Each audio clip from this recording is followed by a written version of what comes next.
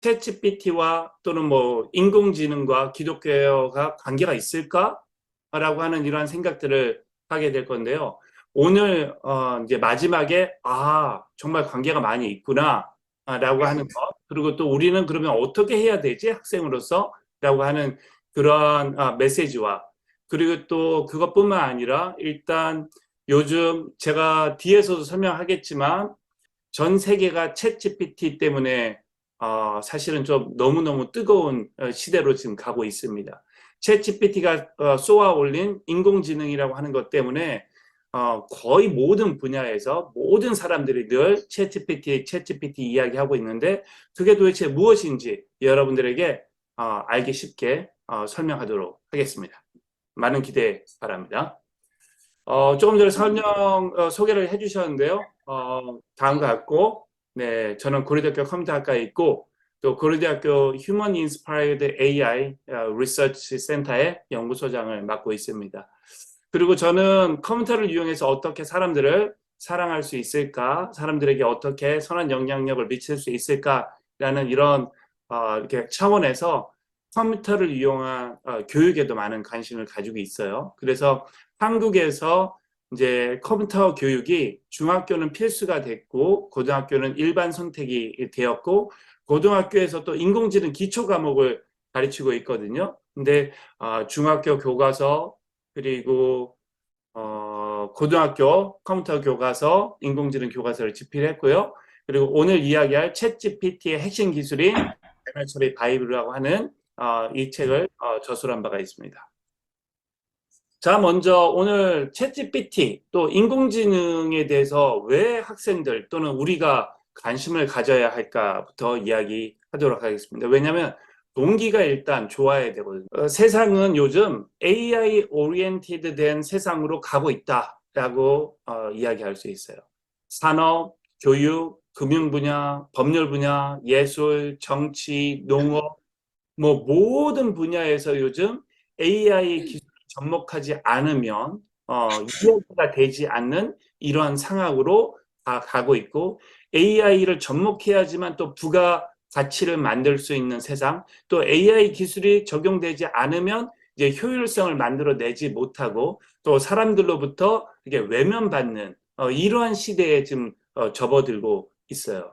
그래서 사실은 AI가 지금도 그렇지만 아마 여러분들이 대학에 가는 시점 정도가 되면 전기와 같이 세상에 반드시 필요로 하는 요소가 되지 않을까, 그렇게 예측되고 이야기들을 할 정도로 세상은 AI 오리엔티된 세계로 지금 가고 있습니다.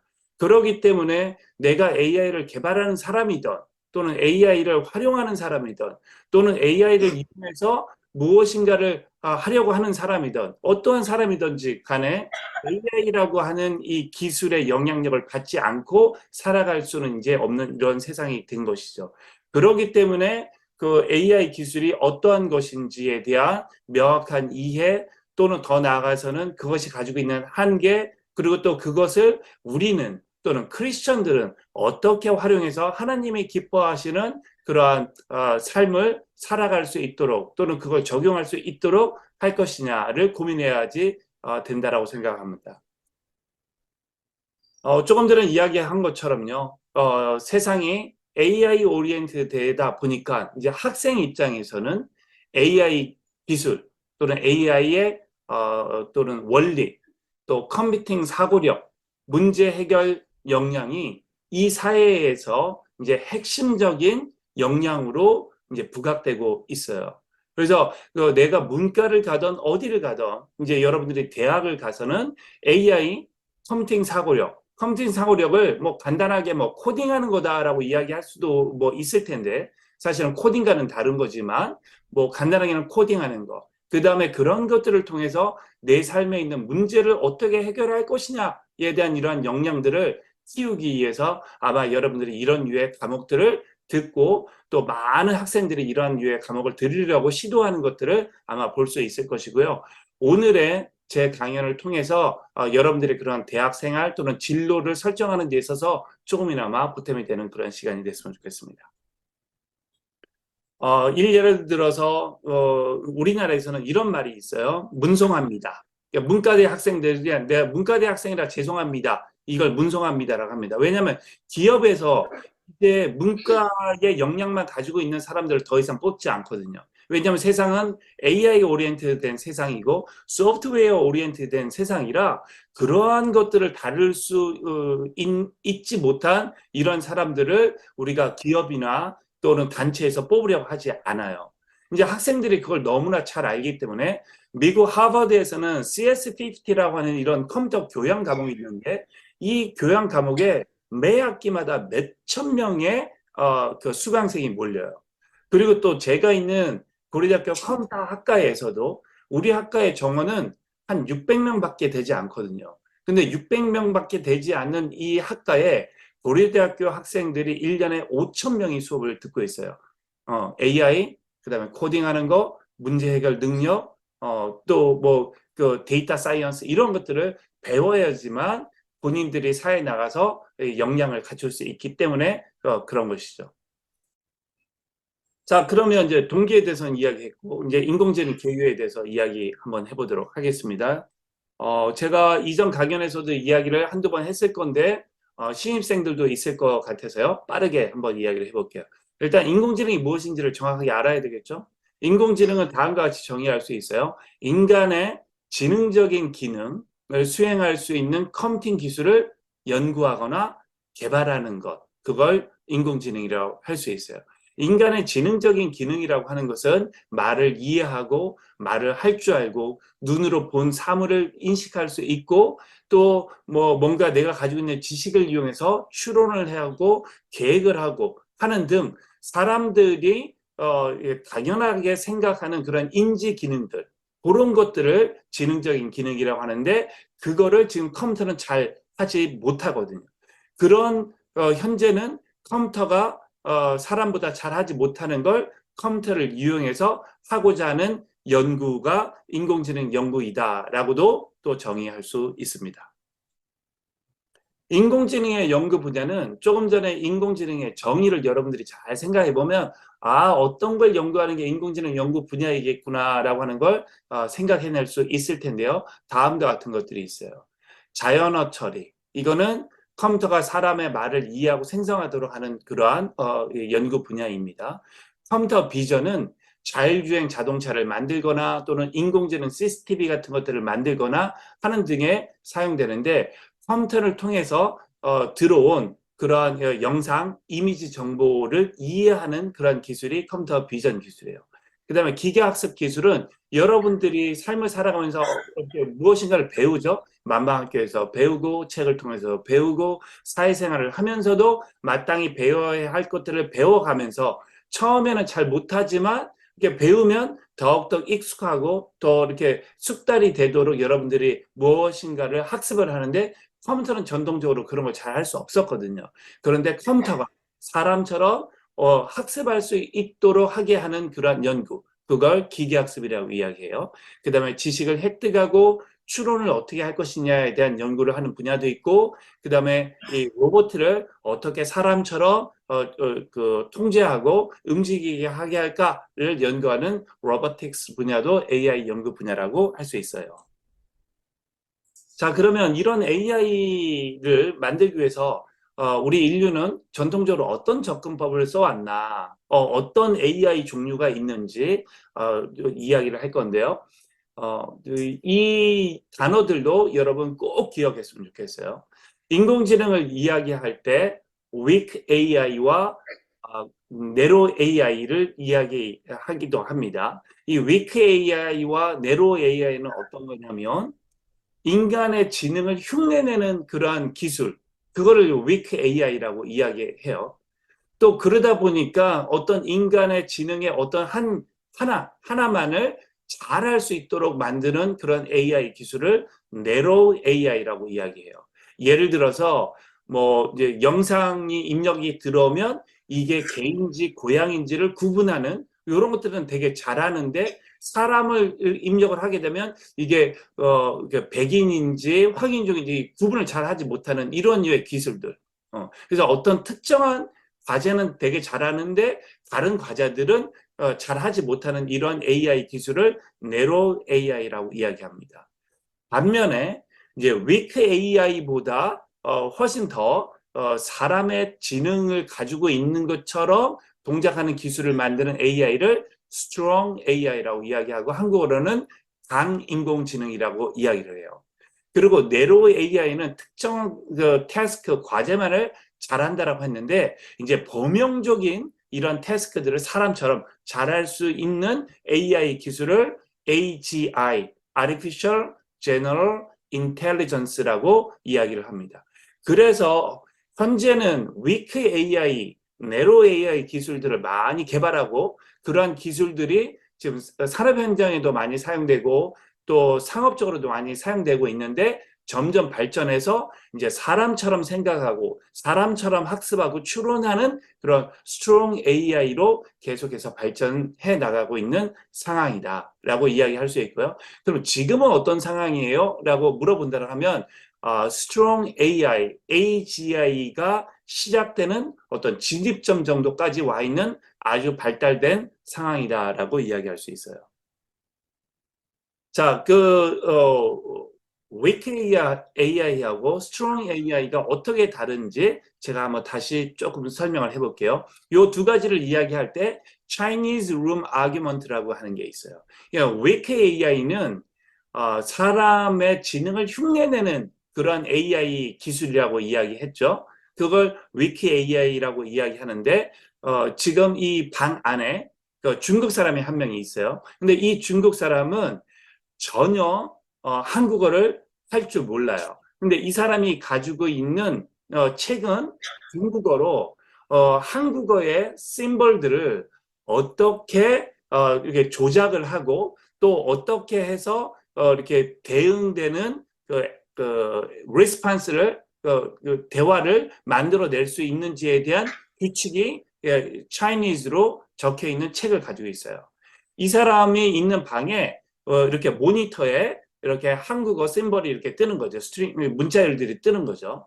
그러면 이 사람은 이 규칙 사전을 보고 요 건강하세요라고 하는 이런 단어가 이런 문장열이 들어오면 그 다음에 대응 발화로 어떤 것들을 이렇게 만들어내면 되는지를 이 규칙 사전을 보고 이렇게 만들게 되는 거예요. 그리고 아웃풋이라고 하는 요 통로로 바깥으로 해서 이렇게 빼내서 방 바깥에 있는 사람이 이제 보는 거죠. 그냥 방 바깥에 있는 사람은 건강하세요라고 자기가 이야기했는데 방 안에 있는 사람이 감사합니다라고 이제 대응 발화를 지금 하게 된 거예요. 그러게 되면 방 바깥에 있는 사람은 이 중국 사람이 한국어를 이해하고 한국어를 생성할 수 있다라고 착각하겠죠. 실상은 한국어를 전혀 못하는 중국인임에도 불구하고. 그래서 결과적으로만 보면 이 컴퓨터 기계가 지능적인 그러한 결과를 만들어내는 것처럼은 보이지만 실제 컴퓨터는 그러한 지능이 없는 그런 AI 기술, 그걸 weak AI라고 이야기해요. 그런데 이제 strong AI는 진짜 그 지능을 가진 컴퓨터 기술을 만들어서 사람처럼 학습하고 생각하고 추론하는 그런 기술을 만들어내려고 하는 것을 의미한다라고 정리할 수 있겠어요. 자, 그러면 이러한 인공지능의 발달 역사에 대해서 한번 아주 빨리 한번 살펴보죠. 컴퓨터가 발달하기 시작한 이러한 초기 때부터 인공지능에 대한 이런 연구는 시작됐어요. 그래서 1950년대에 앨런 튜링이라고 하는 사람이요. 어떻게 기계가 생각하는지, 어떻게 기계가 지능을 가지고 있는지를 테스트할 수 있는 방법을 제안을 했었고요. 1961년도에는 유니메이트라고 하는 최초의 산업용 로봇이 실제 그 산업의 서비스가 되기 시작했고 1964년도에는 일라이자라고 하는 이건 지금 요즘 이야기하는 챗봇인데요. 심리 상담하는 챗봇이 1964년도에 만들어졌는데 이때 사람들이 진짜 이 일라이자 시스템을 진짜 사람의 심리치료가라고 착각할 정도의 우수한 성능을 보였어요. 사실은 그게 위크 AI 기술이었고 거기에는 심리치료, 정신 상담에 대한 그런 지식이 전혀 없었는데 이 결과적으로 사람들이 이 리스판스를 보고 얘 너무나 훌륭한 심리치료사 같다라고 착각할 정도였었는데 오히려 이걸 만든 사람이 이거는 그런 지능을 가지고 있는 게 아니고 아주 단순한 기술이에요라고 본인이 스스로 이야기하는 이런 해프닝이 있었어요. 그리고 1970년 바로 직전까지 이런 류의 AI가 붐이 일다가 어떤 계기가 있어서 AI 윈터가 시작됐어요. 이 AI 윈터라고 하는 건 뭐냐면 AI에 대한 연구를 전혀 안 하는 시절이었어요. 지원도 아무도 안 했고 하려고 하는 사람도 없었던 시절을 AI 윈터라고 그래요. 왜냐하면 이거 안 되는 거구나 라고 사람들이 이제 교훈을 받은 거죠. 그래서 연구를 안 하다가 1997년도에 97년도에 IBM, 여러분들 IBM 알죠? IBM에서 딥블루라고 하는 그런 시스템을 만들었고 이 딥블루가 세계의 체스 챔피언을 이기게 돼요. 그러면서 다시 AI에 대해서 사람들이 많은 관심을 갖기 이제 시작을 했죠. 그러면서 또 1998년도에는 MIT 미디어 랩 여러분들 잘 알죠? 누군가는 여기 있는 이제 학생들 중에는 MIT에 가는 사람들이 아마 있을 것 같은데 거기에 미디어 랩이 아주 이렇게 연구를 잘하는 그런 연구 기관이에요. MIT 미디어 랩에서 1998년도에 키즈맷이라고 하는 사람의 감정을 인식하고 그 인식한 감정에 대응해서 감정을 표현할 수 있는 기계를 만들었어요. 그게 키즈맷이에요.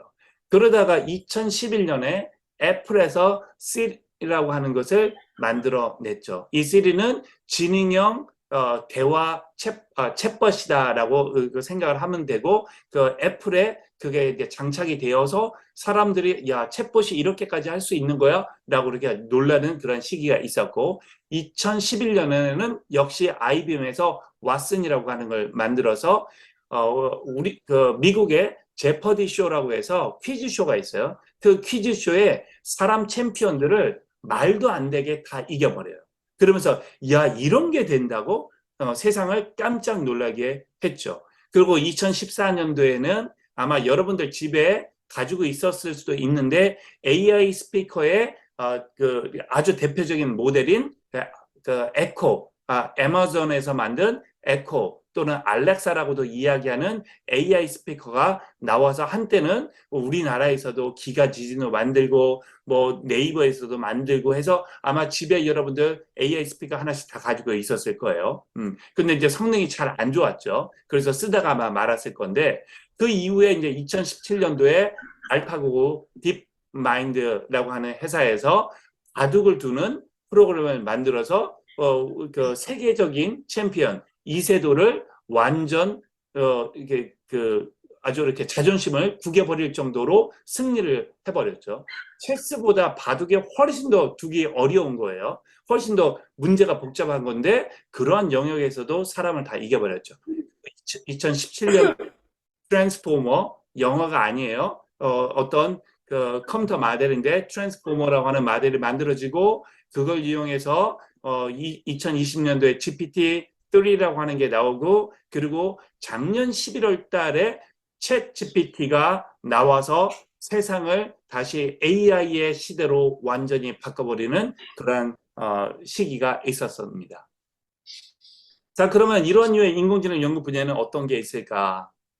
이 그래프, 요 벤 다이어그램이요. 요거 가지고만 좀 빠르게 설명을 하고 뒤에 나오는 것들은 좀 생략을 하고 질문이 있으면 이야기하도록 할게요. 자, 우리가 관심 있는 건 이 AI죠. 이 AI의 연구 분야는 사람의 언어를 이해하고 생성하도록 하는 자연어 처리, Natural Language Processing이라고 하는 이런 연구 분야가 있고 또 눈으로 들어온 시각적인 그러한 그 인풋을 컴퓨터를 이용해서 이해하고 처리할 수 있도록 하는 컴퓨터 비전 영역이 있고 그리고 사람처럼 기계가 학습할 수 있도록 하게 하는 머신 러닝이라고 하는 기계학습이라고 하는 연구 분야 그 위에도 인공지능 분야들이 많이 있는데 뭐 일단은 오늘은 이렇게 NLP, 컴퓨터 비전, 그 다음에 머신 러닝 아마 지금 여러분들 중에 컴퓨터 사이언스 쪽으로 아마 전공을 해서 대학을 가거나 대학원에 가게 되면 이 NLP, 컴퓨터 비전 또는 머신 러닝 중에 어떤 거 하나를 전공으로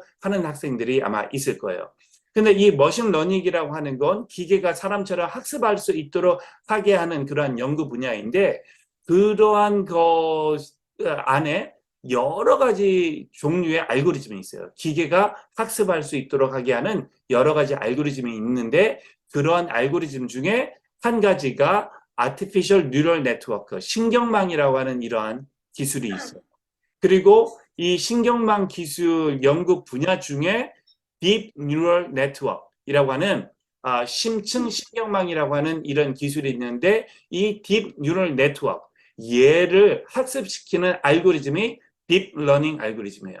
근데 요즘에 모든 AI 기술은 다 Deep Neural Network을 이용한, 또 Deep Learning을 이용한 그러한 구조로 다 만들어지고 있다라고 여러분들이 생각을 하면 될 것 같아요. 자, 그러면 이제 딥 뉴럴 네트워크로 모든 AI를 다 만든다고 했는데, 딥 뉴럴 네트워크는 어떻게 되느냐? 그거 좀 아주 간단하게 이야기하도록 할게요.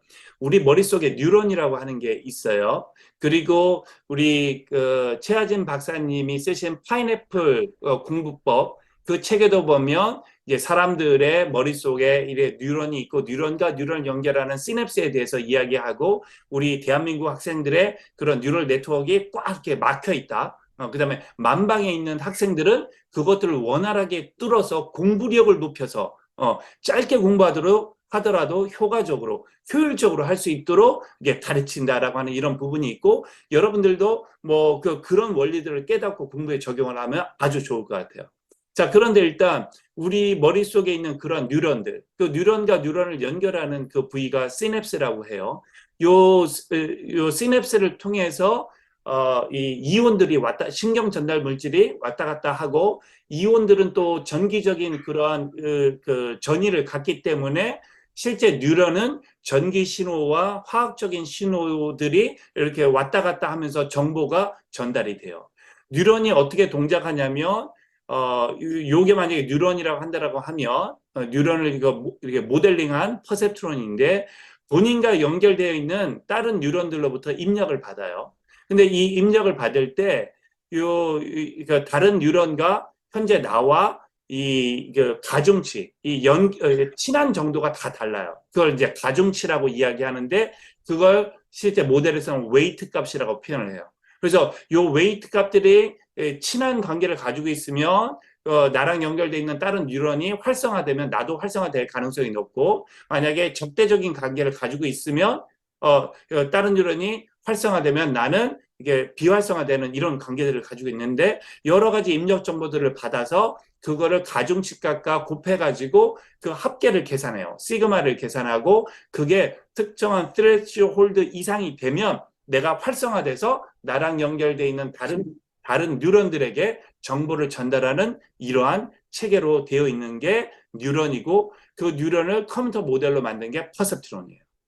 근데 이 퍼셉트론을 이제 여러 개를 이렇게 연결을 해 놓은 거. 요 동그라미 하나가 여러 가지 입력들을 갖고, 얘가 또 다른 동그라미로 막 연결되죠. 그래서 여러 이 뉴런들이 레이어를 가지고 연결된 모델, 그걸 멀티레이어 퍼셉트론이라고 하고, 이런 레이어들이 심층적으로 엄청나게 많은 레이어들로 복잡하게 연결된 신경망 구조를 딥 뉴럴 네트워크라고 하고, 얘들을 잘 학습할 수 있도록 이제 딥러닝 기술을 이용해서 하는데, 어떻게 학습하냐? 뭐 이런 식이에요. 만약에 한국어를 중국어로 번역한다라고 하면, 이렇게 만나서 반갑습니다라고 하는 한국어가 들어오면, 요 뉴럴 네트워크의 아웃풋 단에는 nice to meet you라고 하는 이런 번역 결과가 생성될 수 있도록 요 가운데 있는 요 가중치들을 학습을 시키는 거예요. 실제 컴퓨터에서는 이 가중치가 매트릭스, 행렬로 표현되게 돼요. 그래서 이제 컴퓨터 사이언스를 공부하려면 수학도 당연히 공부를 해야 된다라고 하고, 그래서 수학이 중요하다라고 이제 학생들이 깨닫게 되는데, 이 행렬 연산에 의해서 만나서 반갑습니다가 nice to meet you라고 하는 것이 나와야 되고, hello 하면 안녕하세요라고 하는 번역 결과가 나올 수 있도록 하는 요 신경망 구조가 될 수 있도록 이걸 학습시키는 거예요.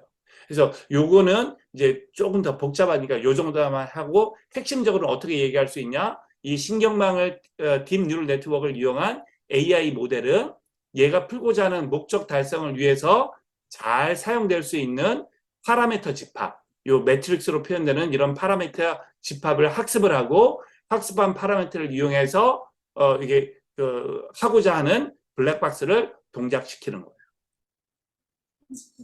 자, 그러면 그 다음에 이제 AI 영역 중에 기계학습 말고 자연어 처리와 컴퓨터 비전이 있는데 요거는 자연어 처리는 컴퓨터가 사람의 말을 이해하고 생성하도록 하는 연구이다라고 정도 하고 넘어가고 컴퓨터 비전은 이제 카메라를 통해서 들어온 이런 영상을 이해해서 저게 사람이다, 지금 싸우는 장면이다. 그다음에 지금 사람이 몇 명이 있다. 지금 저기에는 사람이 있고 누가 있고 사람은 어떤 모자를 쓰고 있고 이런 류의 것들을 이해할 수 있도록 만드는 것. 그게 컴퓨터 비전이다 정도로만 이야기하고 넘어가도록 할게요.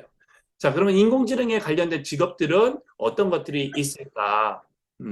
아마 모든 사람들이 컴퓨터 사이언스 디파트먼트를 가야 되고 모든 사람은 인공지능을 전공해야 되는 건 아니지만 인공지능을 전공을 하게 되면 가질 수 있는 관련된 직업들을 또 조금 소개를 한번 하는 겁니다. 먼저 빅데이터 전문가, 그 다음에 데이터 사이언티스트. 데이터 사이언티스트 같은 경우는 미국에서도 엄청나게 많은 사이언티스트들이 필요한데 너무너무 부족한 실정이다라고 늘 리포트하고 있는 그러한 분야예요. 그 다음에 인공지능 모델을 만드는 기획자, 실제 그걸 만들어내는 개발자, 또 저처럼 인공지능을 대학에서 가르치는 교육자, 또는 유수한 국내외 대학 교수들, 그 다음에 국내 유수의 연구소들, 그리고 뭐 스마트 팩토리를 만드는 사람들, 스마트 시티를 건설하는 사람, 스마트 팜을 또 개발하는 사람, 또 요즘은 이제 한 사람 한 사람마다 맞춤형 의료를 하는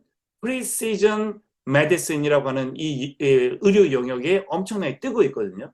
여러분들이 아파서 병원에 가면 다른 사람들하고 다 똑같은 처방을 받게 되는데 사람마다 처방이 다 달라요. 달라야지 되는 거예요. 왜냐하면 상태들이 다 다르고 그다음에 면역 체계가 다르고 뭐 여러 가지 상황이 다 다르잖아요. 그런데 그거를 맞춤형으로 하지 못해서 그냥 감기 들면 모든 사람이 똑같은 처방을 하게 되는데 정밀 의료는 AI 기술을 이용해서 그 사람에게 가장 적합한 그러한 진단과 처방을 내리는 그러한 기술을 정밀 의료라 하는데 그러한 정밀 의료 전문가도 AI 인공지능의 유망한 직종이라고 이야기할 수 있어요. 그리고 인공지능에 관련된 회사들은 이미 여러분들 너무나 잘 알겠지만 뭐 애플, 구글, 페이스북, 그다음에 삼성도 상당히 인공지능에 대해서 열심히 연구를 하죠. 중국의 바이두, 그다음에 애마존, 마이크로소프트, 한국의 네이버, 카카오, 중국의 텐센트, 한국의 또 게임 회사이지만 이 NC소프트에서도 인공지능에 대해서 엄청나게 연구를 많이 하고 NC소프트의 인공지능 전문가가 한 150명 정도가 있어요. 그다음에 AI2, Allen Institute for AI라고 하는 AI2라고 하는 데가 있고 오픈 AI, 이 뒤에서 나올 거라 제가 빨갛게 표현했어요. 오픈 AI, 챗 GPT를 만들어낸 오픈 AI, 그다음 MIT의 미디어 랩, 또 스위스의 EPF의 유럽의 아주 훌륭한 MPI, 막스 플랑크 인스티튜트, 그다음에 또 제가 있는 고려대학교의 휴먼 인스파이드 AI 리서치, 뭐 이거 외에도 인공지능에 관련된 회사와 연구기관들이 너무너무나 많고 그 모든 기관에서 그런 전문가들을 많이 이렇게 찾고 있는 실정입니다. 자, 그러면 오늘의 인공지능 분야에서도 핵심인 챗GPT가 무엇인가 이제 한번 이야기해 보도록 하죠. 자, 챗GPT는 이것만 가지고도 설명을 하더라도 6시간 뭐 또는 며칠을 해도 아마 할 수 있는 내용이에요. 자, 그런데 결론적으로 이렇게 이야기할 수 있어요. 챗GPT는 아까 앞에서 오픈 AI라고 하는 회사가 나왔죠. 오픈 AI에서 개발한 인공지능 모델이다라고 얘기할 수 있어요. 그 다음에 또 챗GPT는 사람의 말을 너무나 잘 이해하고 사람이 내린 명령에 지능적으로 대답하는 인공지능 챗봇이다라고 이야기할 수 있어요. 또 챗GPT는 사람의 명령을 수행하는 초거대 언어 모델이다. 초고등 언어 모델을 영어로는 large language model이다 라고 이야기해요. 그래서 챗GPT 이야기가 나면 항상 LLM이 나와요. 왜냐하면 챗GPT는 LLM 중에 하나이기 때문에 large language model 중에 하나이다 라고 이야기할 수 있어요. 그러니까 뭐 챗GPT뿐만 아니라 훌륭한 랭귀지 모델들, LLM들이 얼마든지 더 많이 있겠죠. 근데 오늘은 시간이 없어서 이제 챗GPT만 이야기할 거예요. 자, 챗GPT는 2022년 불과 뭐 한 7개월, 8개월밖에 안 됐어요. 그런데 2022년 11월에 공개돼서 전 세계 인공지능에 대한 화제를 불러일으키는 모델이다라고 이야기할 수 있고, 챗GPT는 아마 여러분들 놀라울 건데 이게 소프트웨어 기술인데 개발하는데 1조 이상의 비용이 투입된 인공지능 모델이다라고 이야기할 수 있어요.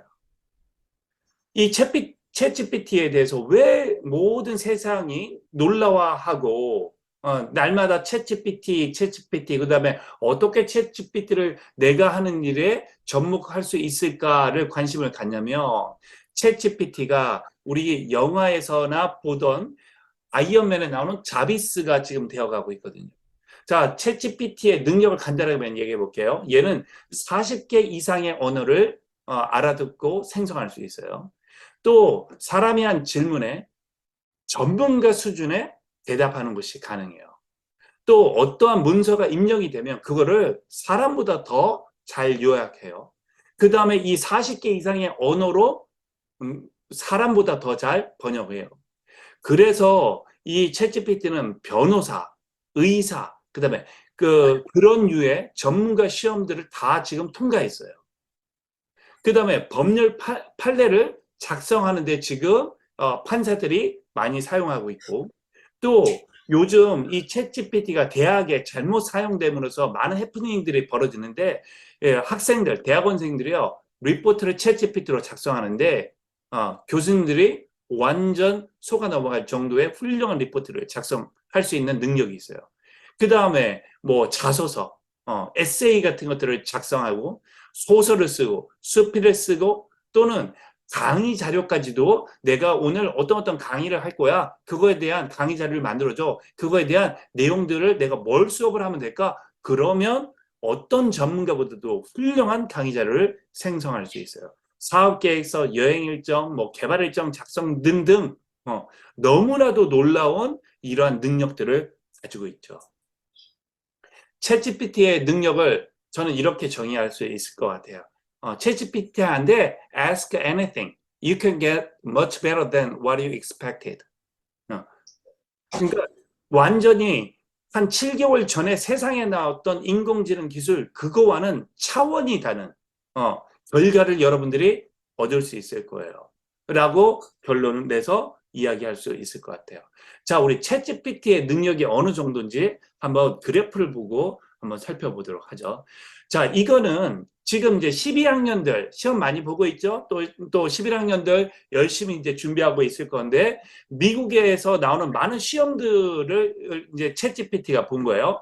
AP Calculus, 뭐 AP English Literature, AMC, 그 다음에 뭐 GRE Writing, AP Biology, 뭐 AP World History, SAT Math, 뭐 여러 가지 AP 시험들이 쫙 있어요.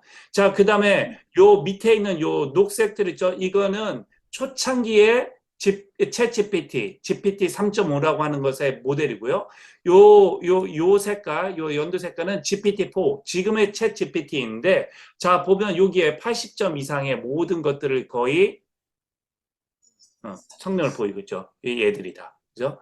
한 26개 정도의 여기에서 얘들만 조금 못하죠. 얘들만. 그죠? 얘들만 좀 한 50점 정도의 영향을 미치고, 성능을 보이고, 나머지 모든 시험에는 상위 10에서 20% 정도의 성능을 지금 보이고 있어요. 얘들이 챗GPT가 시험을 본 거야. 그러니까 사람의 상위 10에서 20% 정도의 학생 정도의 수준을 보이고 있다. 지금 AP 시험 준비하는 사람들은 이 정도만 맞았어도 좋겠다라고 생각하는 사람들이 많이 있겠죠. 그죠? 그 정도를 벌써 하고 있다는 거죠. 자, 그러면 이렇게만 보면 또 잘 모를 수도 있으니 제가 이렇게 준비를 해봤어요. 챗GPT 어디까지 해봤니? 뭐 이렇게.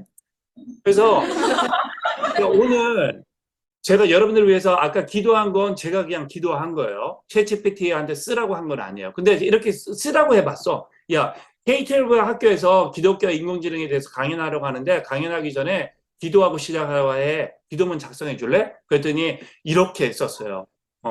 만약에 내가 이걸 읽고 했어도 여러분들, 저 교수님 기도 잘하셨다라고 했을 것 같아요. 오늘 이 자리에 계신 우리를 위해 감사드립니다. 주님의 섭리로 모든 일이 이루어질 것을 믿으며 주님의 지혜와 지도를 바라고 기도합니다. 오늘 이 강연에서 우리는 기독교와 인공지능 관계에 대해 이야기하려고 합니다. 주님, 이 시대에 접목되는 새로운 기술과 도전에 대해 우리가 지혜롭게 대처할 수 있도록 도와주세요. 이렇게 쫙 썼어. 그 다음에 제가 바로 야, 이 기도문 중국어로 번역해 줄래? 라고 했어요. 그랬더니 뭐 이렇게 쭉 나오더라고요. 근데 이렇게 물어봤더니 번역 잘했다고 하더라고요. 그래서 그 다음에 제가 야, 이번에는 영어로 번역해 줄래? 라고 했더니 이렇게 Dear God, our Creator and Loving Father 하면서 이렇게 번역을 이게 불과 1분도 안 돼서 만들어낸 결과물들이에요.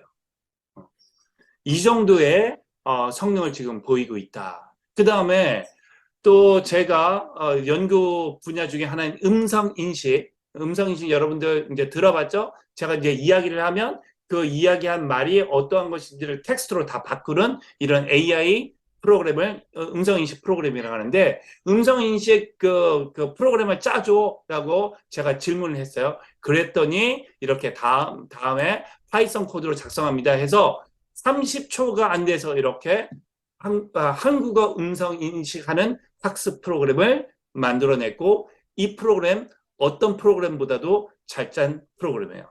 근데 이런 류의 프로그램을 작성하기 위해서 AI 전문가들이 뭐 몇 달 또는 몇 주를 고생해야지 만들 수 있었던 걸 30초도 안 돼서 만들어내고 있는 거죠.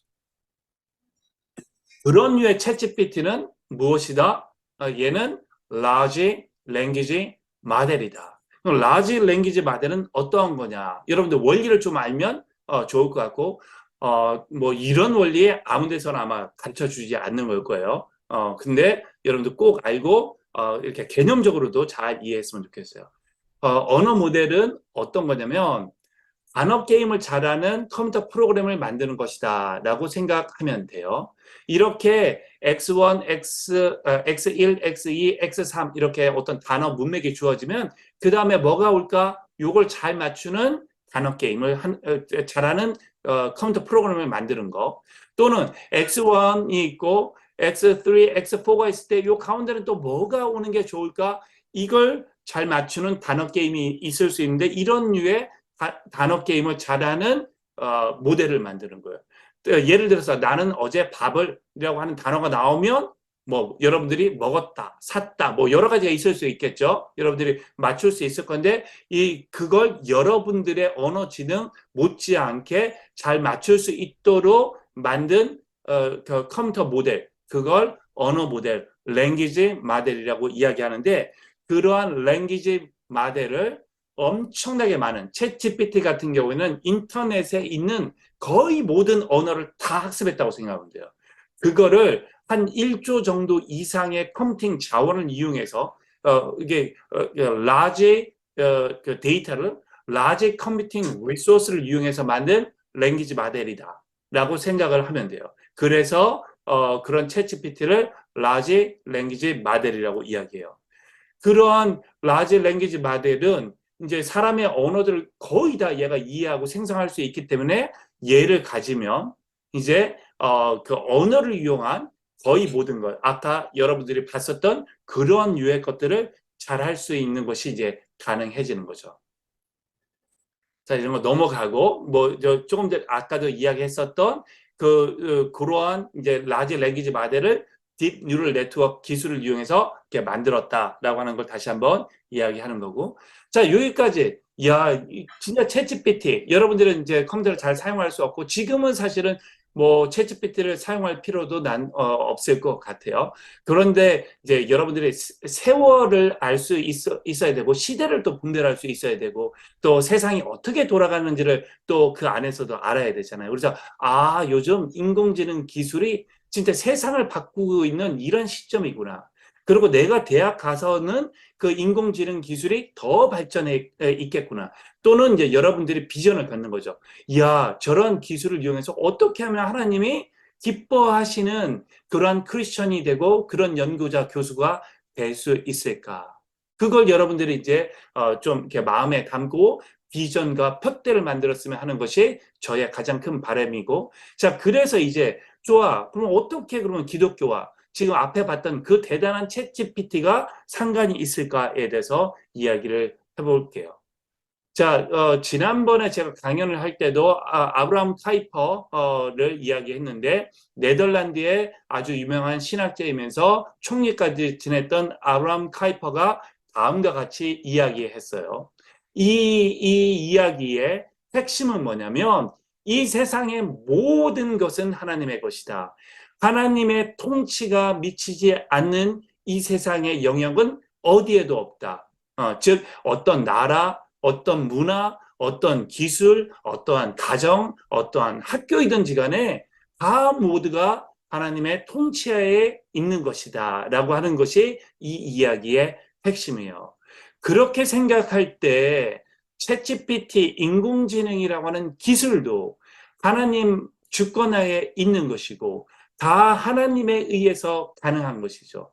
그러면 그러한 이것들을 생각해 볼 때 이 챗GPT는 기독교와 상관이 있을 수 있겠다라고 하는 생각이 이제 조금 들 수 있겠죠. 자, 조금 이제 더 우리가 딥다이브해서 생각해 보면 많은 사람들이요. 과학과 기술은 중립이다라고 하는 이걸 뭐라고 하냐면 과학 기술의 중립 신화라고 이야기해요. 그 신화 같은 이야기예요. 기술은 중립적일 수 없어요. 과학은 중립적일 수 없어요. 제가 써놓은 것처럼 기술 또는 과학은 is not value neutral, but value laden이에요. 과학과 기술은 그 안에 어떤 가치를 내재하고 있어요. 왜냐하면 그 기술이나 그 과학을 설계한 설계자의 의도가 벌써 그 안에 들어가 있는 거예요. 또는 우리가 AI 기술이라고 한다면 AI를 설계하는 설계자의 의도가 알고리즘에 반영이 돼요. 그 사람의 가치관, 그 사람의 세계관이 그 알고리즘에 반영이 되기 때문에 그 기술은 중립적일 수 없는 거예요. 또 AI를 학습을 하기 위해서는 데이터가 아주 중요한데요. 데이터의 편향성이 있기 때문에 기술은 어떤 한쪽으로 치우칠 수밖에 없고 중립일 수가 없는 거예요. 자, 그렇다라고 하면 네, 거기에 가기 전에 그러면 이 기술을 가지고 있는 사람이 물질주의적인 세계관을 가지고 있고 반기독교적인 세계관을 가지고 있다라고 하면 그렇게 바깥으로 대놓고 표현이 되지는 않지만 그 기술의 그 가치관과 그 세계관이 수용되어 있겠죠. 자, 여기서 중요한 건 근데 기술을 만드는 건 사람이지만 기술이 한번 만들어지고 우리가 그 기술을 쓰다 보면 그 기술이 사람들의 가치관과 문화를 이렇게 쉐이핑, 변화시키거든요. 그러니까 반기독교적인 가치관을 가지고 있는 기술들이 세상에 막 펼쳐져서 사람들이 아무 생각 없이 쓰다 보면 그렇게 세계관, 가치관이 변화되는 거예요. 반면에 이웃을 사랑하고 하나님을 사랑한다라고 하는 이러한 기독교의 핵심적인 가치관이 내재되어 있는 기술들이 엄청나게 많이 보급되어서 그것이 사용되면 사람들이 직접적으로 인식하지 못하더라도 그들의 가치관과 세계관이 신기독교적으로 형성되는 거죠. 여기에서 여러분들 공부 열심히 해야 돼요. 여러분들이 좋은 기술을 만들고 그 기술이 많은 사람들에게 사용될 수 있도록 하기 위한 영향력이 있는 엔지니어, 그 다음에 디자이너, 또 개발자가 되는 것이 너무나 중요한 거죠. 왜냐하면 지금 이야기한 것처럼 그러한 것들이 많은 사람들에게 영향력을 미칠 수 있는 기술이 될 수 있는 거예요. 기술을 설계하고 개발할 때 하나님의 의도, 하나님의 마음, 기독교적인 가치가 내재되어서 하나님의 사랑이 기술을 통해서 사람들에게 전달될 수 있도록 하는 것. 바로 그것이 기술을 통해서, 교육을 통해서 하나님의 사랑을 실천하는 거예요. 자, 여러분들 만방에 있으면 무엇을 하든지 여러분들 예배를 하죠. 예배가 되는 공부, 예배가 되는 활동, 예배가 되는 기술은 도대체 무엇일까? 여러분, 예배가 도대체 무엇일까? 여러분 너무나 잘 알고 있죠? 우리의 그런 활동을 통해서 하나님이 기뻐하시고 하나님께 영광을 돌리고 또 그 안에서 하나님을 즐거워하는 게 모두가 예배가 되는 거잖아요. 그죠? 그러면 어떻게 공부가 예배가 될 수 있을까요? 하나님이 기뻐하실 수 있도록 이 공부 열심히 해서 많은 사람들에게 영향력을 미칠 수 있는 리더가 되기 위해서 공부하는 것. 그게 공부가 예배가 되는 것이에요. 또 기술을 설계하고 개발할 때 하나님의 의도, 하나님의 마음, 기독교적인 가치가 내재되어서 하나님의 사랑이 기술을 통해 사람들에게 전달될 수 있도록 하게 되면 기술 개발하는 게 예배가 될 수 있는 거죠. 그래서 우리가 공부가 예배가 돼야 된다. 우리가 예배 드리는 공부를 해야 된다라고 할 때 여러분들 잘 와닿지 않을 수도 있을 거예요.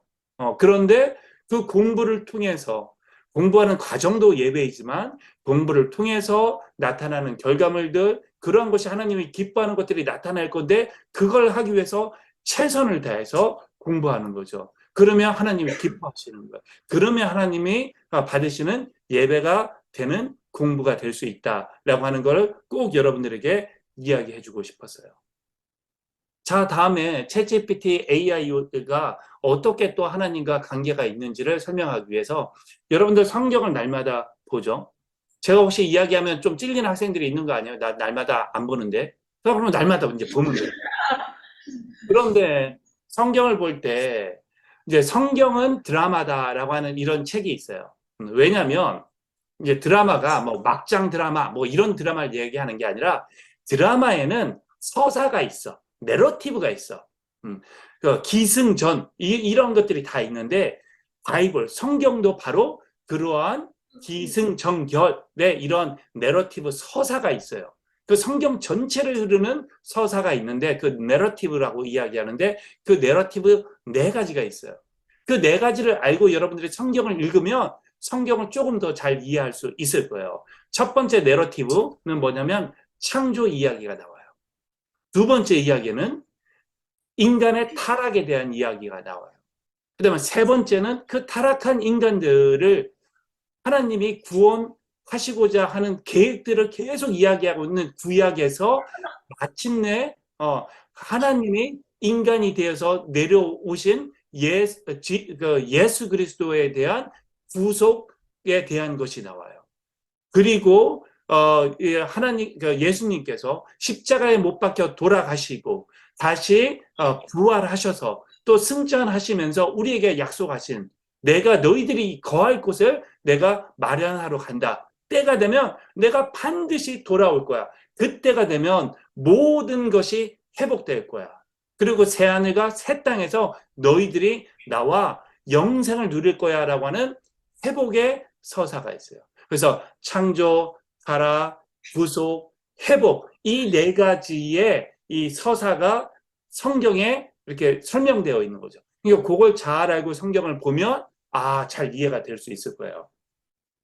그 서사를 가지고 기술과 인공지능 챗GPT와 이야기를 한다면 일단 이 창조 때부터 하나님께서는 이미 챗GPT 인공지능이 만들어질 수 있도록 하게 하는 필요한 것들을 다 땅에다 묻어주셨어요. 그게 실리콘, 티토리움, 반도체 만들 때 아주 중요한 물질들이거든요. 이것들을 다 하나님께서 지구상에 다 이렇게 마련해 두신 거죠. 그 다음에 또 그것들을 이용해서 인공지능을 만들 수 있는 지혜를 허락하신 분이 누구예요? 하나님인 거죠. 하나님의 창조 때 그 모든 가능성들을 다 만들어 두셨던 거죠. 그래서 그러면 그렇게 하나님이 그런 모든 것들이 가능하도록 이렇게 만들어 놨을 때 하나님이 보실 때 챗GPT는 어떻게 생각할까? 챗GPT는 하나님은 어떻게 생각하실까? 이 챗GPT가 하나님이 생각하실 때 악하게 하나님을 대적하는 이런 도구로 사용되면 하나님이 너무나 마음이 아프시겠죠. 그러니까 설계될 때부터 사실은 잘 되는 게 아주 중요한데, 근데 이것들이 조금 설계될 때 방향성이 잘못됐다 하더라도 우리가 하나님이 기뻐하시는 방향성으로 자꾸 사용할 수 있도록 하고 그걸 계몽하는 게 아주 중요하겠죠. 그래서 결국은 챗GPT AI 기술이 하나님의 영광, 하나님의 나라와 하나님의 뜻이 세워질 수 있도록 사용되어질 수 있는 피조물이 되어야 되고, 하나님은 그런 피조물이기를 원하실 거예요. 자, 그런데 이 창조되면 바로 인간의 타락이 나오죠. AI 기술, 그 다음에 기술들이 발달하다 보면요, 바벨탑이 또 나오게 돼요. 이 바벨탑은 뭐냐면, 지금 여러분들은 뭐 잘 못 들어봤을 수도 있는데요. 어떤 그 과학자들 집단 중에요. 우리의 생각을 컴퓨터에 업로드해서 내가 거기에 영혼 불사할 거야라고 해서 그걸 프로젝트로 추진하는 집단들이 있어요. 그 다음에 그러한 것들을 추구하는 이런 단체가 트랜스휴머니즘이라고 하는 이러한 그 비영리 단체가 또 있어요. 이 트랜스 휴머니스트 이 단체는 휴머니티 플러스라고 해서 언뜻 들으면 인간을 인핸스먼트 하는 이렇게 좋은 것으로 이렇게 포장이 될 수도 있는데, 이들이 가지고 있는 세계관, 가치관이 요걸 트랜스 휴머니스트를 만든 그 설립자 이 데이비드 피어스라고 하는 사람이 이렇게 썼어요. If we want to live in paradise, we will have to engineer it ourselves. 우리가 만약에 천국에 우리가 살고 싶다면, 그러면 우리가 그걸 엔지니어링해서 만들면 돼. 우리가 벽돌을 쌓아서 하늘 끝까지 닿아보자라고 하는 이러한 반역의 바벨탑이 지금도 만들어지고 있어요. 또 노아 유발 하랄이라고 하는 역사 과학자가 여러 가지 책을 썼는데, 호모데우스라고 하는 책을 썼는데, 이 사람의 이전 책 호모사피엔스 말고 호모는 사람을 뜻해요. 데우스는 신을 뜻하고, 신이 되어져 가는 인간을 지금 쓰고 있어요. 우리가 기술 발달이 해서 이렇게도 하고 생명도 연장하고 또 이렇게 하면 인간의 모든 고통과 문제를 해결해서 마치 파라다이스에 살고 있는 것처럼 살아가는 것을 우리가 추구해야 돼. 또 추구하고 있다라고 하는 이런 교만한 이러한 생각들, 이 모든 것들이 하나님 보시기에는 반역인 것이고 타락한 것이죠. 자, 그런데 여러분, 인류 역사를 통해서 챗GPT 이상의 혁신적인 기술들이 많이 만들어졌어요. 전기가 만들어진 것도 어떻게 보면 챗GPT보다 훨씬 더 영향력 있는 기술의 발명이었을 거예요. 인류 역사상 많은 것들이 발명되고 개발되고 했지만 우리의 어려움, 인류의 공통적인 어려움, 전쟁, 인간의 죄, 죽음, 이것들은 우리가 해결할 수 없는 난제예요. 근데 그걸 인간의 기술로 해결하겠다? 그랬으면 사실은 벌써도 해결되었겠죠. 아마 100년, 200년, 주님 오시기 전까지는 사람들 간의 이 전쟁, 전쟁을 통한 또 죽음, 또는 아무리 착하게 살고 또는 아무리 오래 살고 싶어도 죽을 수밖에 없는 그러한 이 죽음, 그 다음에 인간의 죄, 이거는 해결할 수 없는 거예요. 근데 그걸 지금 사람들이 해결해 보겠다라고 하는 건 하나님 입장에서 타락한 거고 하나님 입장에서 아주 죄인 거죠. 그러면 그 모든 것들을 해결할 수 있는 게 무엇일까? 전쟁, 인간의 죄, 나 죄 안 짓고 싶어요. 하지만 우리의 마음속에 죄성이 있어요. 죄를 짓고 싶지 않지만 죄를 지을 수밖에 없는 이러한 존재들. 또는 예수를 믿고 거듭난 자들은 이제는 죄를 지을 수밖에 없는 죄인의 본성을 가지고 있지 않지만 죄를 지을 수도 있고 지을 수도 없는 이러한 존재인데, 우리의 마음속에 죄라고 하는 세력에 의해서 계속 죄를 지을 수밖에 없고, 또 우리가 시간이 지나면 이 세상을 떠나는 죽음이라고 하는 것을 경험할 수밖에 없는 그런 어려운 문제가 있는데, 그걸 구원의 길로 인도하실 수 있는 유일한 해결책, 그분은 바로 역사의 주관자이신 예수 그리스도인 거죠. 우리가 스스로 호모데우스를 만드는 배반과 교반이 아닌 예수님을 믿으면 완전한 신이신 예수님의 자녀가 우리가 될 수 있잖아요. 완전한 신이신 예수님의 자녀가 돼. 신인 예수님의 자녀가 된다고 하면 우리도 왕의 자녀들이 되면서 왕이 누리는 그 모든 것들을 얻을 수 있는 거잖아요. 근데 왜 우리가 그렇게 될 수도 없는 호모데우스를 만들려고 하는 반역과 배반의 그런 점철을 밟으려 할까? 저는 너무나 안타까워요. 여기 있는 모든 학생들 이미 그랬겠지만 완전하신 신이신 예수님의 자녀를 믿음으로 우리가 그분을 받아들이면 그분의 자녀가 되는 권세를 누리고 그분 안에서 모든 구원의 축복을 누릴 수 있다라고 이야기하고 싶고 그 이야기가 바로 아멘으로 여러분들 모두가 화답되는 그러한 시간이 됐으면 좋겠어요.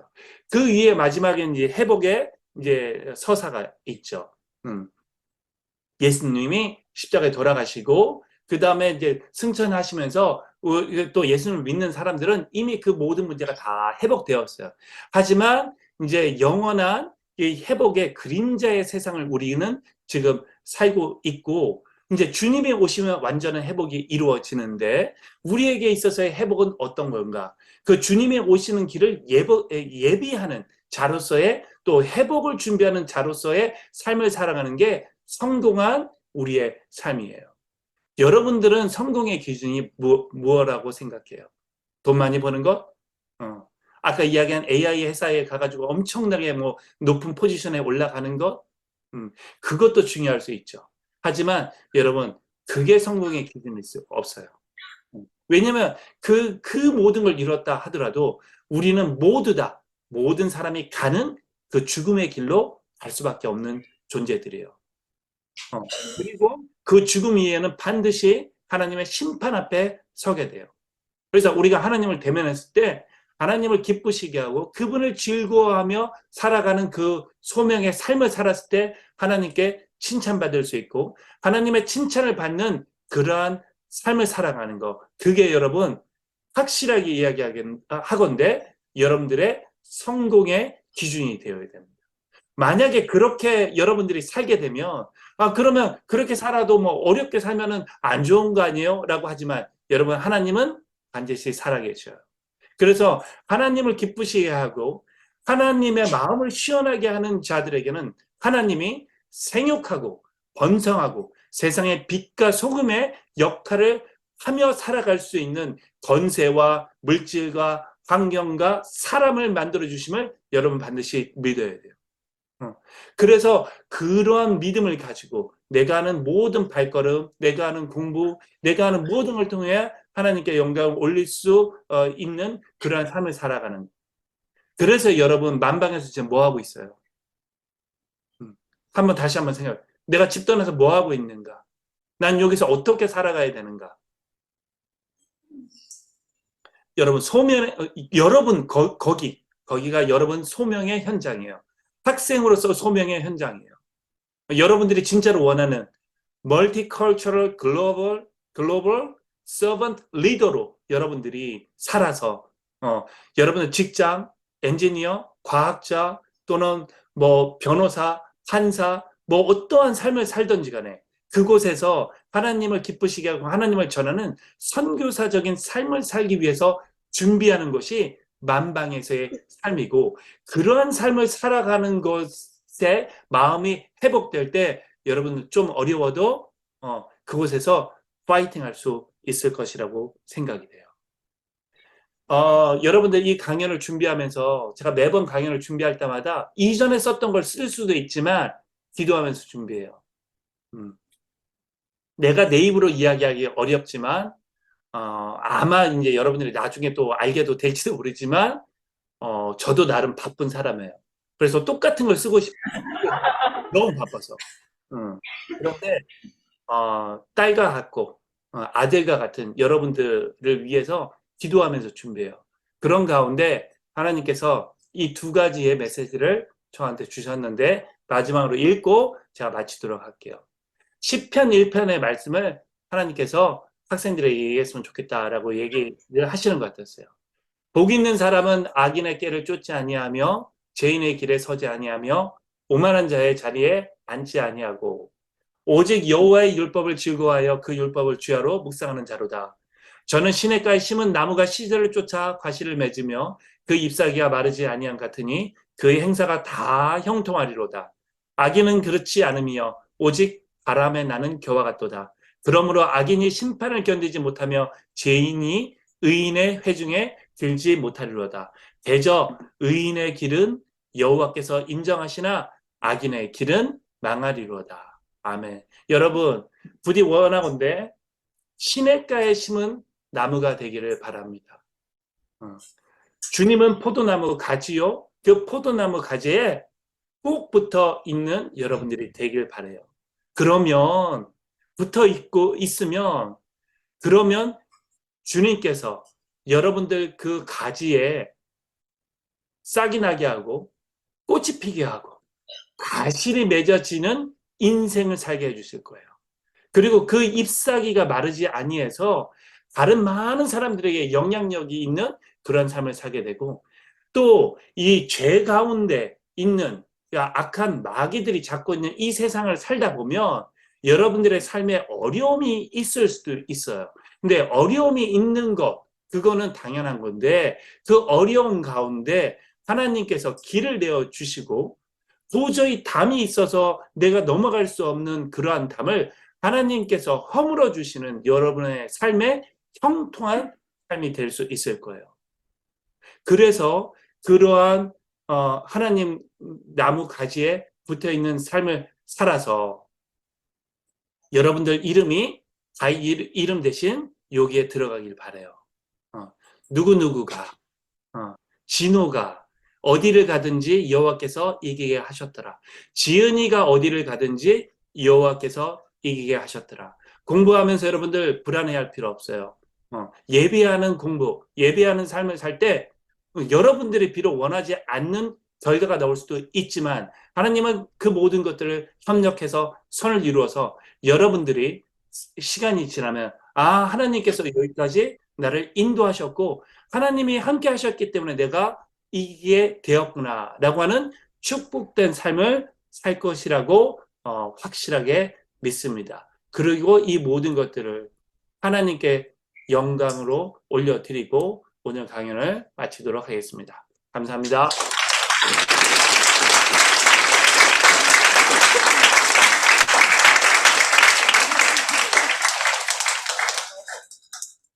자, 혹시 뭐 질문 있는 사람 우리 제가 직접 갔으면 이렇게 질문하는 사람한테 종종 선물도 주고 이렇게 했었죠, 그죠? 오늘은 이렇게 사이버라 이렇게 선물을 줄 수가 없네요. 저희 학교 학생이 아니더라도 요즘 인공지능이 이렇게 똑똑하면 내가 공부를 해서 뭐 하냐 하고 되게 힘들어하는 사람들을 많이 봤어요. 꼭 기독교인이 아니더라도 그런 친구들에게 어떻게 힘을 줘야 할지 교수님께서 이제 인공지능을 많이 아시는 분으로서 어떻게 해야 될지 지혜를 좀 나눠주시면 좋겠습니다. 네. 좋은 질문이에요. 좋은 질문이에요. 자, 제가 아까 보여준 거, 요 화면 한번 볼까요? 여러분, 이 화면 보면 이거 한국어 음성 인식 프로그램이라고 이야기했죠. 그죠? 30초 만에 짜낸 거라고 했죠. 여러분들 이게 혹시 잘 된 건지 잘못된 건지 알 수 있겠어요? 여러분들이 챗GPT한테 이렇게 써달라고 했는데 여러분 이거 가지고 실제 한국어 음성 인식하는 거 만들 수 있겠어요? 챗GPT가 실수를 할 수도 있잖아요. 잘못된 걸 만들 수도 있겠죠. 그죠? 이게 잘못됐다, 잘됐다, 이게 너무 아름다운 코드인데를 알 수 있는 사람은 뭘까요? 공부한 사람이죠. 프로그램 배운 사람이고, 인공지능을 연구하고, 인공지능을 배운 사람이겠죠. 그래서 아무리 똑똑한 인공지능 기술이라 하더라도 그것이 우리 사람을 완전하게 대처할 수는 없어요. 하지만 이 전문가들 또는 뭐 저처럼 이렇게 뭐 이렇게 코딩을 하고 이렇게 개발하는 우리들의 일을 너무너무나 효율적으로 또 우리의 어려움들 너무너무나 이렇게 수월하게 만들어줄 수 있는 도구가 될 수 있는 거죠. 그 다음에 영어로 번역한다 하더라도 제가 아까 얘기했었죠. 요 중국어로 번역했다라고 했는데 저는 지금 뭐 중국어를 몰라요. 그러니까 이렇게 번역했다 하더라도 이 번역문이 잘 된 건지 안 된 건지는 중국어를 할 줄 아는 사람만 아는 거죠. 그래서 제가 누군가에게 물어봤다고 했죠. 근데 만약에 잘못됐으면 어떻게 되겠어요? 내가 고쳐야 될 거잖아요. 그죠? 고치려면 또 나도 알아야 되겠죠. 그런데 내가 할 수는 있지만 이런 기술을 이용해서 아주 수월하게 할 수 있는 이러한 도구들이다. 그렇기 때문에 우리가 여전히 공부하고 그 다음에 또 한 가지 또 학생이 질문한 거에서 이제 조금 결을 달리해서 이야기하면 그게 약간은 맞을 수도 있어요. 그렇기 때문에 여태까지 공부한 방식들 여러분들 다시 생각해야 돼요. 그 다음에 우리 어른들은 여태까지 공부를 가르치고 있는 거 잘 가르치고 있는지를 생각해 봐야 돼요. 챗GPT가 인공지능 모델들이 할 수 있는 것들을 사람들이 하려고 공부하는 거는 잘못하는 거죠. 그죠? 그러니까 그런 것들을 이제 공부하면 안 되는 거예요. 자, 그러면 이제 뭐가 중요해요? 라고 질문하겠죠. 그래서 제가 앞에서 뭐라고 그랬죠? AI를 공부하는 거, 그 다음에 문제 해결 능력, 그 다음에 또 기술이 너무 발전했지만 그 기술을 가지고 사람을 이롭게 하도록 하기 위해서 뭔가, 만들어내야 되겠죠. 만들어내려면 어떻게 해야 돼요? 관찰을 잘해야 되거든요. 세상을 바라볼 줄 알고 세상의 문제가 무엇인지를 파악할 수 있는 통찰력이 있어야 돼요. 그러면 그 AI 기술을 이용을 해서 또 이렇게 강력한 추진력, 리더십을 가지고 다른 사람들과 같이 또 어떻게 해야 돼요? 협력해서 또 협력하려면 소통을 잘해야 되겠죠. 그 소통을 하면서 원하는 도구 서비스를 만들어낼 수 있는 이러한 역량들. 그래서 창의력, 문제 해결 능력, 또 소통의 능력, 그 다음에 멘탈 파워, 그 세븐 파워 같은 그 교육이 인공지능 시대에 너무나 중요해요. 그래서 여러분들 아마 다 읽어봤을 건데 세븐 파워, 여러분들이 늘 공부하는 그 세븐 파워, 그 너무나 여러분들 진짜 행운아인 거예요. 왜냐하면 이 시대는 그 세븐 파워 같은 그 파워가 필요하기 때문에. 그래서 그런 류의 공부. 사실 그러니까 공부가 뭔가 외우고 뭔가 시험 문제 푸는 게 공부하는 게 아니잖아. 그걸 잘 익히는 게 공부하는 거죠. 그죠? 그 세븐 파워를 잘 공부하는 것. 그게 이제 너무나 중요한 거다라고 이야기할 수 있어요.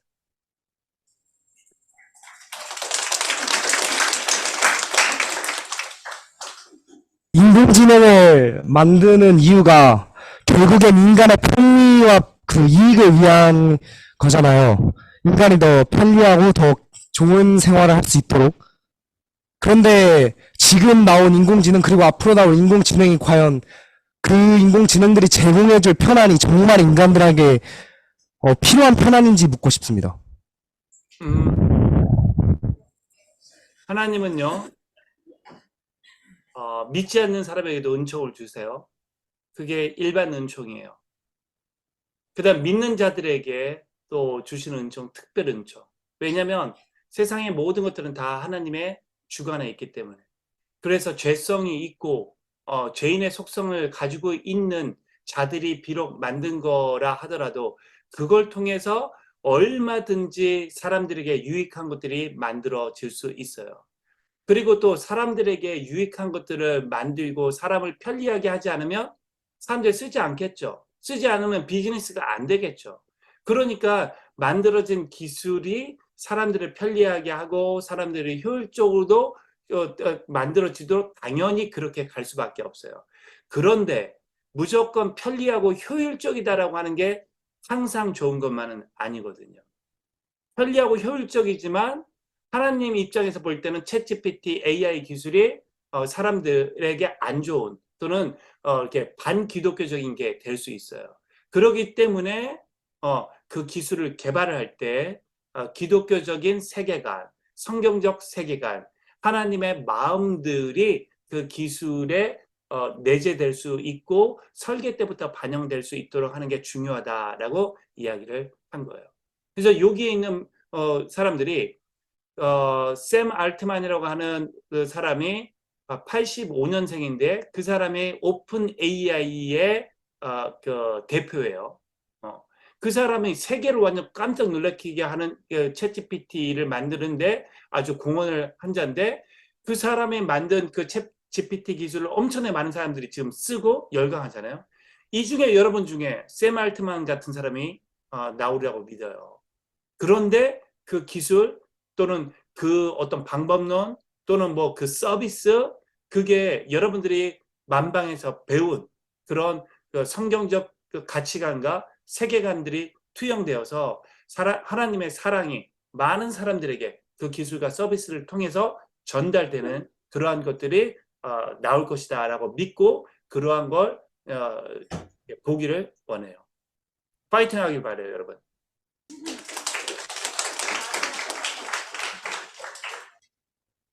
또 질문 있어요? 질문이 두 가지가 있는데, 첫 번째는, 아까 챗GPT가 이제 소설 집필이나 그런 수필 같은, 작업도 할 수 있다고 했는데, 먼 미래에, 과연 AI가 인간의 창의력을 초월할 시대가 올지 첫 번째로 궁금하고요. 그리고 또 먼 미래에, AI가 이제 그렇게 다양한 그런 작업과 그런 과제들을 수행할 수 있는 시대에 과연 AI가 진정으로 불가 대체할 수 있는 그런 영역이나 직업군이 그 AI를 개발하는 그 개발군 이외에 또 뭐가 있을지 궁금합니다. 네, 좋은 질문이에요. 자, 그런데 뭐 인간의 창의력을 초월하는 시대가 올까? 뭐 이제 이거는 상당히 어려운 질문이에요. 왜냐하면 인간의 창의력을 초월한 시대인지 아닌지를 알려면 일단 뭐가 되어야 되냐면 창의력이 제대로 정의가 돼야 돼요. 그리고 그 창의력을 어떻게 측정하고 평가할 수 있느냐라고 하는 이런 방법들이 있어야 돼요. 내 이해가 돼요? 창의력이 먼저 일단 정확히 정의가 돼야 되고 그 다음에 창의력이 얼마 정도가 되는지를 평가할 수 있는 방법이 있어야지 사람의 창의력은 이런 거고 사람의 창의력은 요 정도야 라고 하는 걸 알 수 있고 그런데 AI의 창의력은 지금 얼마만큼이야 이렇게 측정할 수 있어야 되겠죠. 그죠? 그런데 창의력을 정의를 할 수 있는 사람이 아무도 없고 또 창의력을 평가할 수 있는 사람이 아무도 없어서 사실은 절대적으로 이게 창의력을 초월했나 안 했나 이렇게 판단하기는 매우 어려울 건데 오히려 그거보다는 뭐 인간의 지능 인간의 지능이 아까 뭐 이해하고 뭐 생성하고 뭐 이런 것들을 우리가 측정할 수 있는 방법들이 여러 가지가 있는데 그러한 것들을 측정했을 때 지금 기계가 사람의 8, 90% 정도 왔다라고 하면 사람의 지능 또는 지구상에 있는 모든 사람들의 지능보다도 인공지능 지능이 이렇게 초월하는 시점을 이야기하는 단어가 있어요. 그게 한국어로는 특이점, 영어로는 singularity라고 이야기하는 특이점이라고 해요. 그 특이점이 오면 기계가 사람의 모든 지능보다 앞선 시대가 올 것이다 라고 생각을 하고 거기에도 많은 사람들이 그게 곧 온다. 그리고 이제 그 시대가 되면 이제 AGI 시대인데 제가 아까 AGI 시대에 어떤 초입에 진입하고 있다라고 언뜻 얘기했죠. 그런 시대로 가고 있어요. 자, 그런데 뭐 사실 뭐 그것이 진짜 언제 오겠다, 올지 않을지 뭐 이거는 사실은 뭐 예측하는 건 소설 쓰는 거예요. 그다음에 AGI가 불가대체한 뭐 직업군은 무엇인가? 이것도 참 이제 어려울 것 같은데 저는 뭐 AI 시대가 오면 뭐 이제 단순한 직업들 같은 것들이 뭐 이제 대체되고 그런 것들이 있을 수 있겠지만 뭐 우리가 생각할 정도로 뭐 완전히 없어진다. 전 그렇게 생각하지 않아요. 왜냐하면 새로운 직업들이 또 많이 생길 거예요. 그 이유는 뭐냐면 사람들은 어떠한 목표가 달성이 되면 그 목표 이상의 것을 또 기대하게 돼요. 그러면 그러한 목표 이상의 것을 지원하거나 그다음에 제공하기 위한 서비스 만드는 거 뭐 이런 것들이 또 필요하겠죠. 그러면 그거 할 수 있는 그 직군들 기술자들이 또 생겨요. 마치 인터넷이 만들어지면서 새로운 직업들이 많이 만들어진 거하고 똑같겠죠. 그렇기 때문에 이제 직업의 종류가 좀 이렇게 변할 뿐이지 기계가 사람의 모든 뭐 기술을 또 대체해가지고 사람은 이렇게 머리만 커지고 우리 궁상각 영화에 보는 것처럼 그렇게 가기는 쉽지 않을 거고 또 그렇게까지 가도록 우리 사람들이 그 상황을 놔두지는 않을 거다라고 생각해요.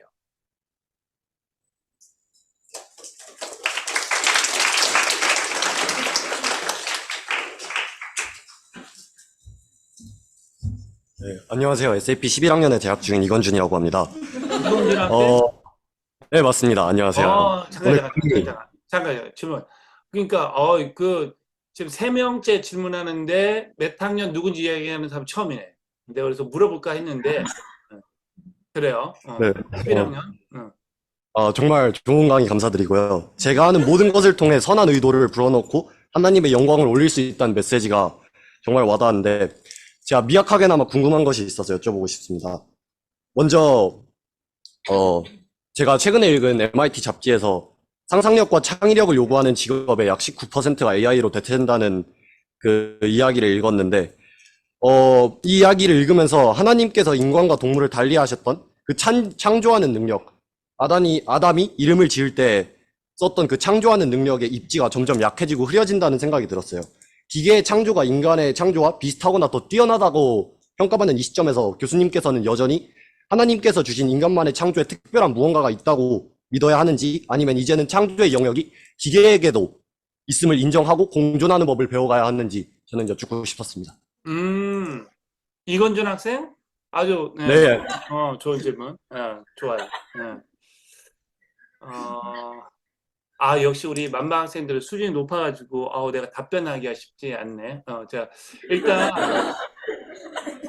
상상력과 창의력을 요구하는 많은 것들이 대체될 거다. 뭐 이렇게 하는데 거기서도 조금 전에 이제 창의력은 아까 얘기했었죠. 창의력을 어떻게 정의하느냐에 따라서 이미 창의력을 요구하는 영역들을 많이 하기도 해요. 근데 사실은 그 창의력의 수준이 이렇게 매우 낮은 거죠. 그다음에 상상력을 요구하는 거. 예를 들면 예술 작품을 그린다. 미술 작품 같은 것들을 진짜 사람보다 더 이렇게 진짜 나이스하게 그릴 수 있거든요. 근데 이제 그런데 결과적으로 보면 얘가 되게 멋있게 그린 것 같고 또 상상력이 아주 풍부한 것 같은데 제가 아까 뭐라고 얘기했어요? weak AI 얘기했었죠? Chinese room 안에 있는 Chinese 얘기했었죠? 그 Chinese는 모른다고 했죠? 그 그림을 그려내는 AI가 그 그림을 무엇을 지가 그리고 있는지를 몰라요. 예를 들면 노을이지는 어떤 들녘에 농부가 열심히 이렇게 이렇게 일을 하고 있는 이런 모습들을 했을 때 가을 수확의 어떤 풍부함을 기대하는 농부의 마음을 얘가 이해하고 깨닫고 그 그림을 그리는 게 아니에요.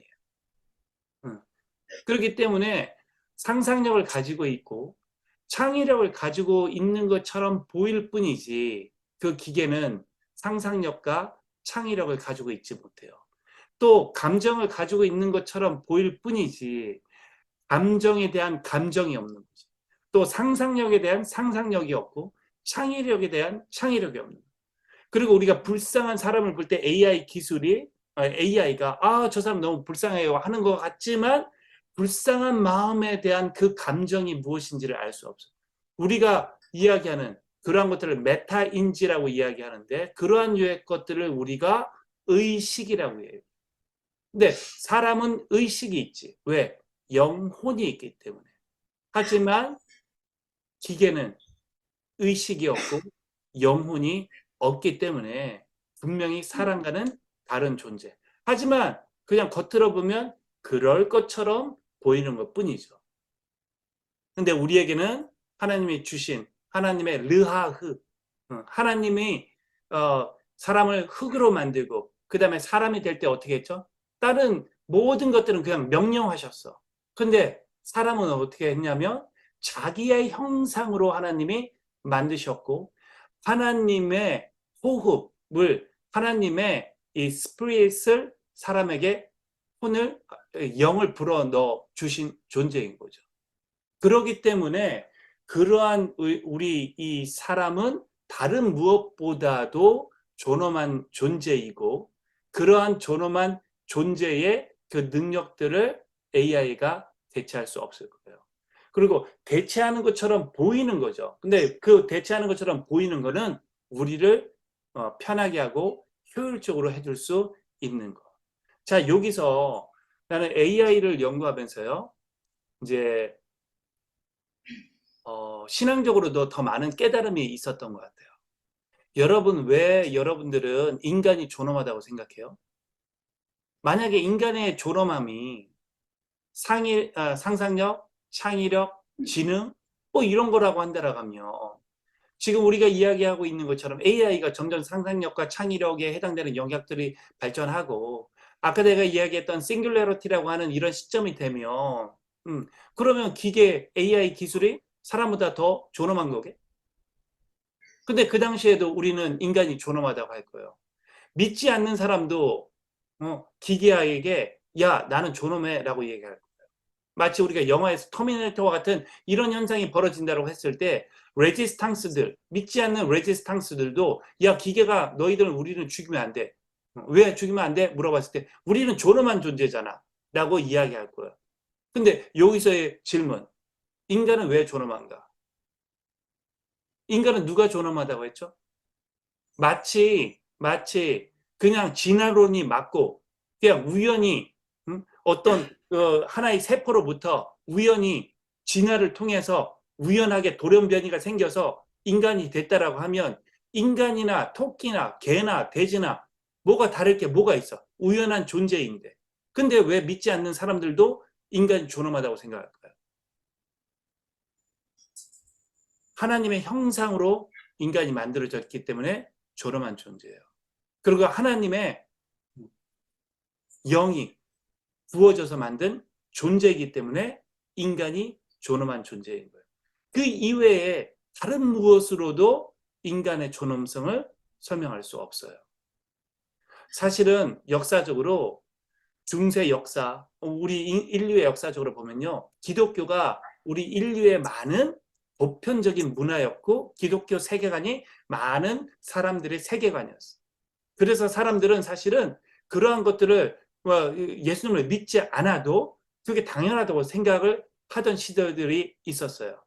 하지만 문화와 그다음에 잘못된 교육과 잘못된 사상 체계들, 그러한 것들, 믿지 아니하는 사람들의 잘못된 세계관과 가치관이 투영된 교육과정, 그러한 소설책, 그러한 문화에 의해서 여러분들 또는 다른 사람들이 잘못 생각하고 있는 거죠. 그래서 여러분들 만방의 공부 열심히 해야 돼요. 그래서 영향력 있는 사람들이 될 수 있어야지 되고 그걸 통해서 그런 잘못된 문화를 변혁하는 문화 변혁가로서의 창조의 명령을 수행하는 사람들이 될 수 있어야 돼요.